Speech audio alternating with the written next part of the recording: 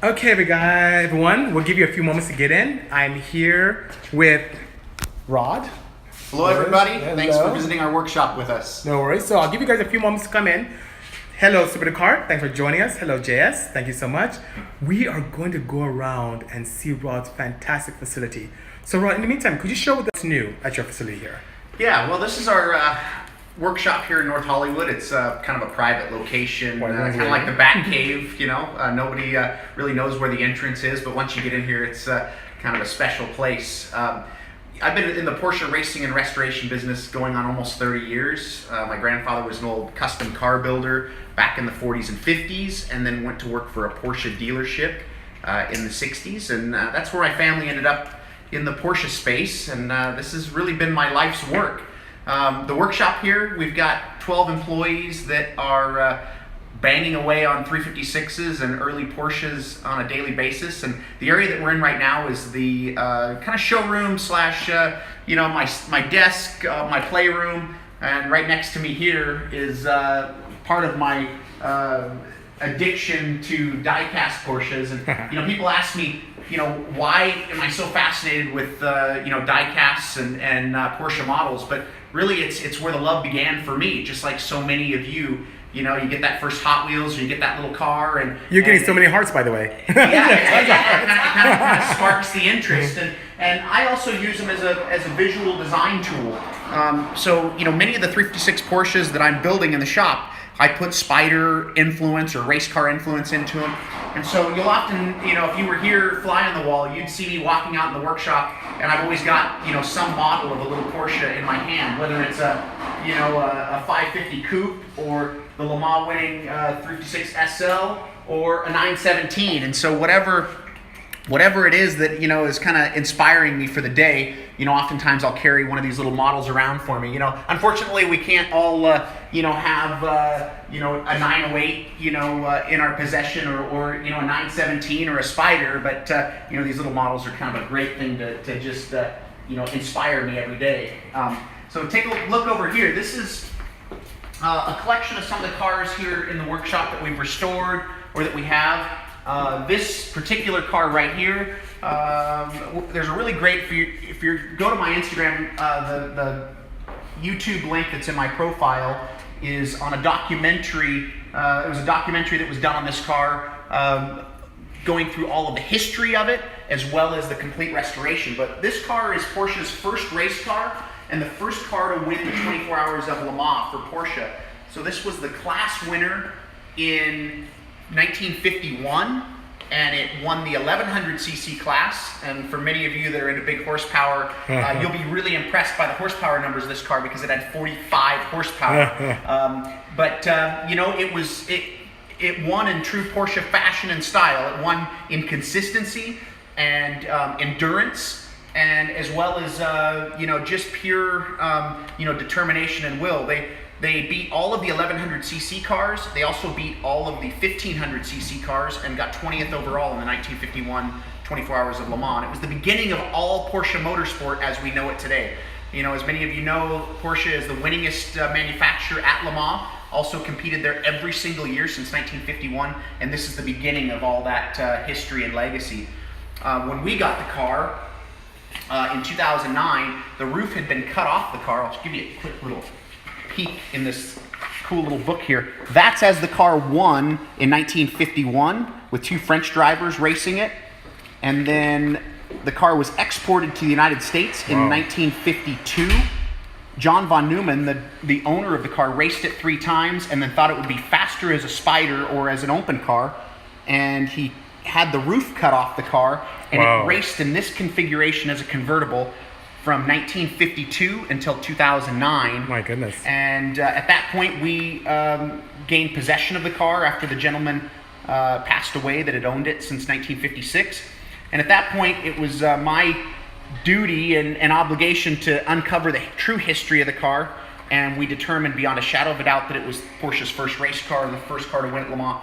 So then I went through, and using 3D scan technology and digital work, we scanned the other cars and then assembled enough data to be able to put a new roof on the car. Very nice. We did that by modeling a full-size foam version and then building wood bucks here in the Beautiful. workshop, and then hand building a roof. And then there you can see in 2015, just before Rennsport at Laguna Seca, I had put a new roof on it, and Porsche wanted it displayed as the head of the Legends of Le Mans display. Wow, what an honor. And then after that, brought it into the workshop, finished it up, and then rolled it out in 2016. Wow, there she is.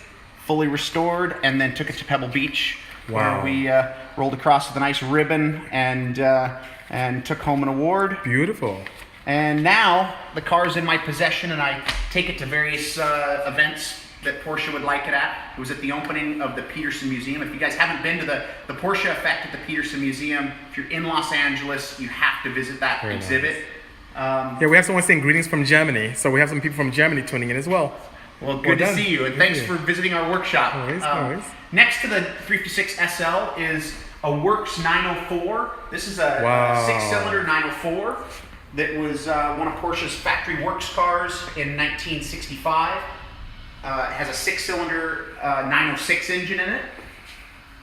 And then directly behind you, BC, is the Look at this. Vic Elford driven Wow. 908K. Look how the heart's going. That's great. This particular car, Vic Elford drove at Spa Wow. in 1968. In fact, probably can't see it too well, but this is a picture of Vic leading the pack in 1968 1968. in that car. And so this particular car has been in my possession since about 2007. We've been actively vintage racing it, and this year it'll be at the RM auction in August. Very nice. A new lucky owner will have a chance to get it. This silver turbo here Wow, is it's beautiful. probably the lowest mileage 1980 special edition turbo on the planet. It has 60 original pre-delivery miles, which means back in the 60 70s, miles? 60 miles. 60 miles, 60. Wow. Which is unfortunate. It's never been driven, but also it's a bit of a time capsule. And for for those that want to know about authenticity and originality of a 930 turbo, this car has never been driven. I've got it here. We discovered it in New Jersey. We're going to take the engine apart carefully, go through, inspect everything, put it back together, and then run it on a chassis dyno to Nice. just circulate the engine, and There you then go. from that point figure out. But it's never been driven Wow. since it was brand new. So the rest of this place, real quick, let's give them a sneak peek Okay. at my the models that you saw me showing at the beginning, my diecast collection. It didn't start with 143rd and all that. It started with Hot Wow. Wheels. Oh my And, goodness. So that was my first. That one, and where's the Look at 917? Let's see. I don't even know where it went. But that particular car and then a 917 were my first two Hot Wheels that I had as a kid. And then from there, this is my other one. So those two right there were my first two Hot Wheels that I had as a kid. And then the rest of them I seem to have lost and misplaced. But then when my son was born 20 years ago, he and I started this collection, and it became quite an addiction. Those are all there's Hot more. Wheels and Matchboxes. These are all, miscellaneous, brands and types. And then kind of a unique piece up here. If you zoom in on this little number plate there, this was a commission piece by Porsche to do. They did 50 of these, and it's signed by the two drivers that drove the number 23 917 that won. This was Porsche's first overall winner at Le Mans in 1971, driven by Hans Hermann and Richard Atwood. This car was the beginning of really the overall wins for Porsche at Le Mans. I'll never have a chance to own or probably have in my possession the real car, but I was gifted the number 1 out of 50 Wow, Porsche what an models honor. that were made here, mostly because of my dedication to the brand and my love for these cars. This model over here is a wind tunnel model from 1992. That's interesting. This is a Kramer K7. And Porsche, if you've seen 000 magazine, you've seen maybe some of the articles in there on some of the resin wind tunnel models. But when Porsche, they would build these 1/5 scale resin models and test them in the wind tunnel before actually building the full-size version. Beautiful. So let's go into the workshop. Oh, we're now going to go where the magic happens, which is pretty exciting. So it's fairly noisy in here, so I apologize if you can't hear everything that's going on, but we're an active and working workshop. So we have George is building oil tanks for all of our 356s. So right now he's duplicating what the original 356 Carrera oil tank would be, but we put them in the right side of the car because the engine that we use is a 911 based engine which pulls oil in from the passenger side of the car. So he's building oil tanks for those.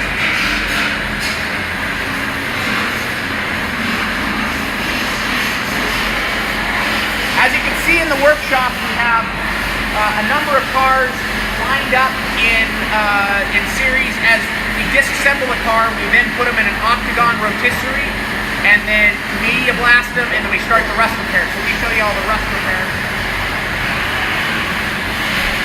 So one of the first things we have to do is get the chassis back to shape. So we have to go through and replace the floors, longitudinals, and all the structural areas of the cars. And then we can start doing modifications. So if you look at this car, you can see that all of the sheet metal work has already been done. We've replaced the tunnel, the floors, all the structural stuff, built a removable roll bar, and then we start doing body modifications like removing the drip rail, radiusing the corners, fattening up the B-pillar, very nice. Louvered panels to access the oil coolers, a lot of detail. Raising the wheel arches. Ah. So the wheel arch has been raised up 2 inches. And also, we put longer rockers on the car that roll under further than the original ones. People are loving this. They're going crazy. So each one of the cars goes through its phase, and once we get through all the metal work, then we start doing the body work on the car. I'll give you a sneak peek of the body work room. After all the sheet metal work, then we have to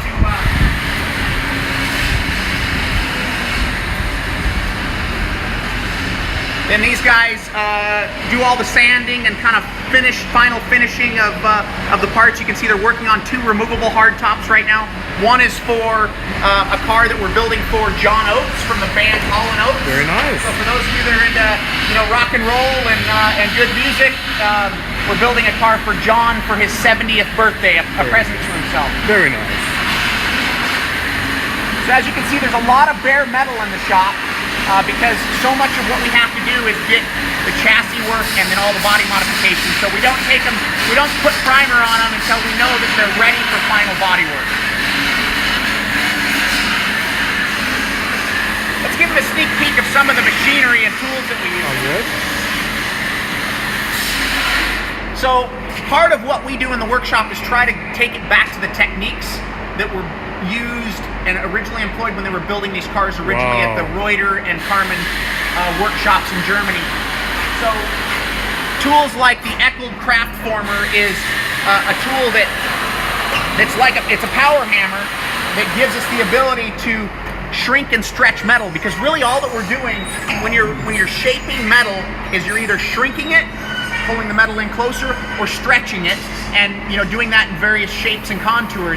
Because these cars are unibody, so much of the sheet metal is all continuous, and so there's a lot of work, a lot of metal shaping that takes place to do it. And then we also even use. I just made CP. He's being a bad influence on me.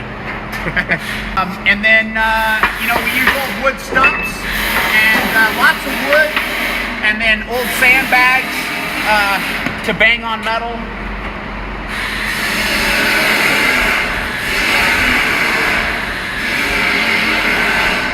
And this is what's called an English wheel. So when we want to put a lot of shape into a piece of metal, we'll run it through these 2 wheels and adjust the tension, and then depending on the crown of this wheel is going to determine how much arch or shape and contour we put into the metal. So let me take you into the cleaner area of the shop. So this is where we store cars that are in progress or in the works. And then over to my right is where we assemble the cars and put them together, step by step. So you can see that Tanner and Luke right now are in the process of doing the final fit on a windshield for one of the cars. And so everything, every little detail, every little aspect of these cars we have to, do by hand, and it's lots of tedious work. And we use protection tape everywhere to keep things from getting nicked up and scratched as we're doing stuff. People are losing their minds. So many hearts. They're losing their mind. Wow, that's amazing, CP says. Yes, it is. It's more beautiful in person. So, a lot of you that are on here are into technology and kind of, more modern components. And even though this workshop, it's kind of old school, back to kind of craftsman, style of the way that we're building the cars, but we do use technology in what we're doing. We do a lot of 3D scanning and also reverse engineering. Absolutely. And on this particular car, this was a car that we took all of the 964 chassis and running gear out of a early 90s Carrera 4 and infused it into a 356. So the way that we did that is we took a 964, 3D scanned the entire car, and then took a 356, 3D scanned it, and then took the two data files and mashed them together to see where the two would intersect. Because we wanted to use all the suspension pickup points, the tunnel, and chassis work of a 964 and put it into a 356. So what you're seeing, we have a question. A gentleman says, what's the price range and time frame for a car built by you? Okay, so the cars take 12 to 18 months to build. There's no way to shorten up that process. And right now we have a 12-month waiting list, which means the next order that comes in, it's about 24 months before they would get it. So that gives you an idea of the time frame. And then as far as cost, the cars like the green one behind you over here, cars like this that I call an Emory Outlaw, that are rally-inspired cars with 200 horsepower and 911 suspension, disc brakes, but still fairly standard body shape. Those are about $225,000 plus the donor car, so not bad. Roughly about $300,000 for a car like this. A car that is, more like this here, where we're taking all the later technology. Those are closer to $450. Beautiful. Kind of all in. And then we have what's called an Emory Special, which is where we're completely changing, redesigning all of the body shapes, and those are about $400. So beautiful. Roughly between $300,000 and $400,000 is what our finished product is. We've got a few cars that we're doing that are twin turbo and center lock hubs and a bunch of titanium and magnesium parts. Those cars are going to be $500 or so because of all the extra machining, all the extra bits that we're putting into them. So Rod, Dion has a question. I know the answer, but I'd rather you answer this. Are these factory Porsche bodies or bodies made by you? So we only start with an original factory car. So it's an original Porsche 356. Everything in our shop is original, and then we modify them from that point. So everything's got a factory chassis number, is registered as the donor car that we start with.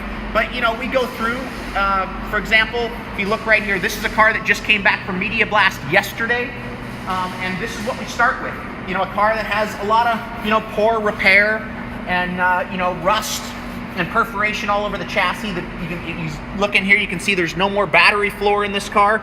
It rusted out. And then there's lots of damage, lots of rust here. So we start with a car that's like this, and then we begin the rust repair and then do all the modifications. So we don't do any replicas, it's all factory original cars. Beautiful. Thank you, Rod, for sharing that. Hello, CTRX. Alfie, hello, Fox. Thank you for joining us as well. Rod is giving us a tour of his facility. We do some 911s. Usually for every 10 356s, we do an early 911. This is a 67 911S. Beautiful. That is really like 911R inspired. Yes. The client that we did this for, he vintage races it, but he also does rallies. Wow. Just was at the Treffin 911R group event Beautiful. This past weekend. So they don't only look beautiful, they're very reliable. Very reliable. Very important to us. Yeah, like the green car behind you just finished the Copper State Classic, which is a 1,000-mile road rally race event, and had an amazing time. It's here to just get post-race, post-rally oil change and service. And then everything else that you see in the shop is in progress. or waiting for final paint. So beautiful, beautiful. So guys, you got a specialized tool, something you'll never see, courtesy of Rod here at Emory Motorsports in North Hollywood. This is a sneak peek special for you guys. So as normal, I'll have this up for 24 hours. We'll put it up on YouTube after this. And if you have any questions for Rod, now's the time, because after this, I'm heading back to beautiful Ontario. Okay? So what questions, keep them coming. They want to hear a nice background on some classic Porsches. Any Porsche I'd already have in here, a nice classic background. Background as far as like information? Yes, some history Dion is about the asking. car. So here's a great car right here. This is a very classic speedster.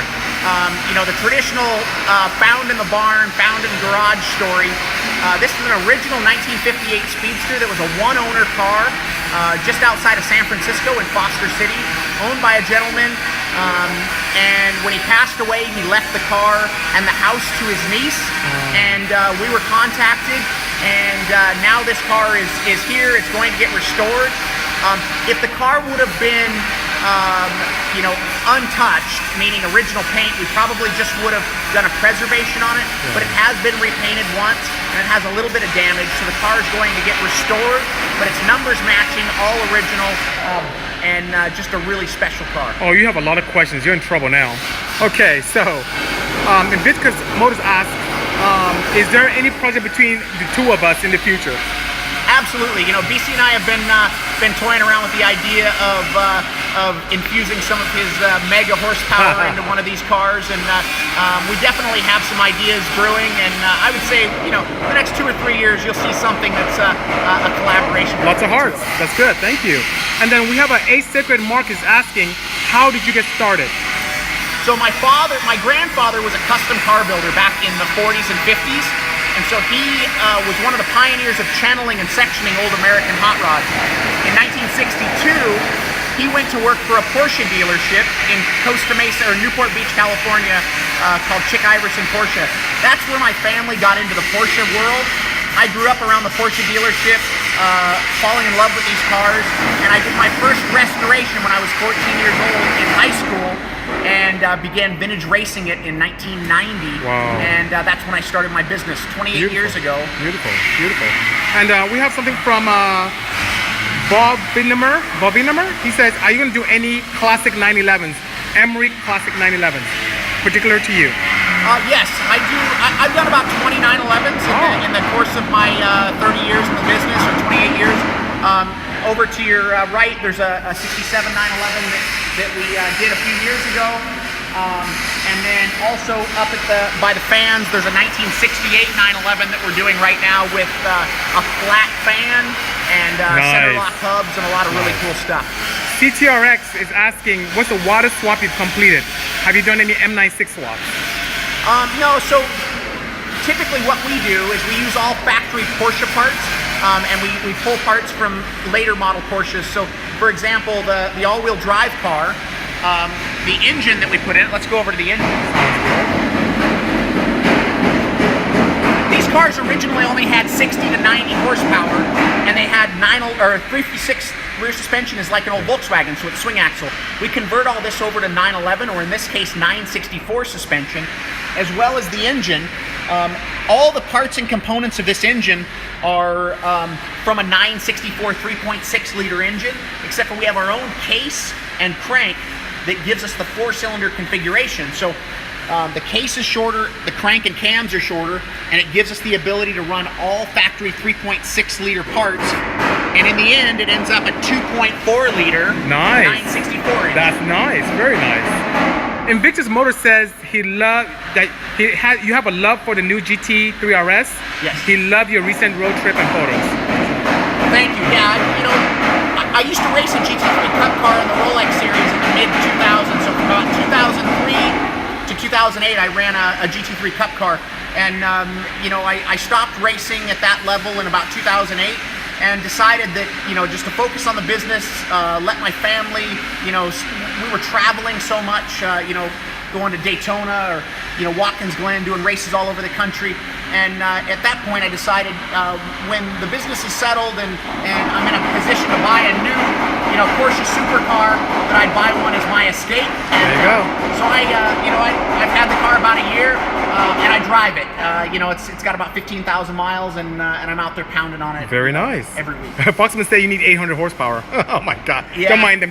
Don't mind fans. They're crazy. Okay. 800 horsepower would tear one of these little cars up. You got to realize these cars only weigh 1,900 pounds. So even though our horsepower numbers are fairly low, 200 to 240 horsepower, that's a lot of power for a car that only weighs 1,900 pounds. Of course. And has the handling and everything to go along with it. So it's really kind of the sweet spot in one of these 356s, especially when the cars, they were fun to drive with 60 horsepower. Right. So imagine 3 times that power.